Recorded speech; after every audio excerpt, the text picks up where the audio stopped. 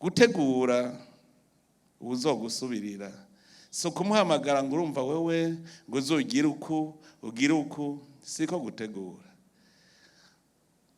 Ushaka yuko uburongozi bubandanya utegura inzira imbonakazoza.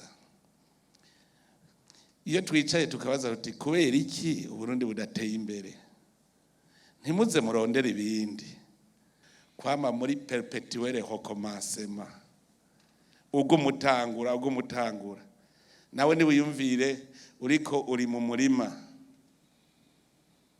ukagenda urakangarizako, bukeye ugaca usanga ivyatsi wari wakangarije ko vyameze, ugaca usubira inyuma gusubira kurima, n'ubu ugasubira ugakangarizako, washika hagati ukaza usanga ivyatsi vyameze, uti ntaho ndiko ndaja, ugasubira inyuma. Nta na hamwe uba uriko urashika, ntuba uriko utegura kazoza. Mu bisanzwe uragira imbonakazoza, uhejeje kuyibona neza mwese mukayigishanya, kuko imbonakazoza si umwe.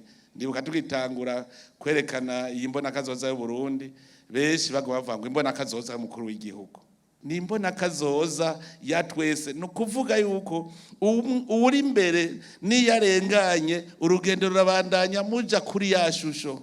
Nico gituma vyiza uravuga uti intambwe ya mbere utaka karavuyemwo, intambwe ya kabiri utaka karavuyemwo, dusigaje hajya.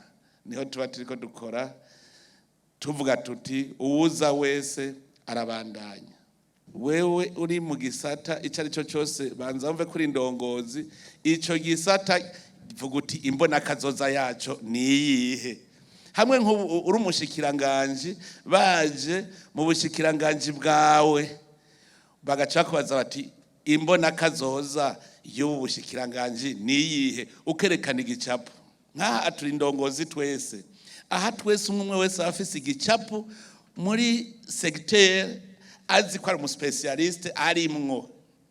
Igicapo ukakibona, waba uri umu entrepreneur uhagira igicapo ca entreprise yawe, uri ministre igicapo ca ministere, uri DG w'ahantu igicapo, ku buryo uzogusubirira uca umwereka uti nahereye aha urabona ngeze aha. None rero bandanirizako, kuko ico gicapo ntikiba ari gwawe nawe, ni igicapo rusangi mwigira hamwe. Niko rero gutegura indongozi.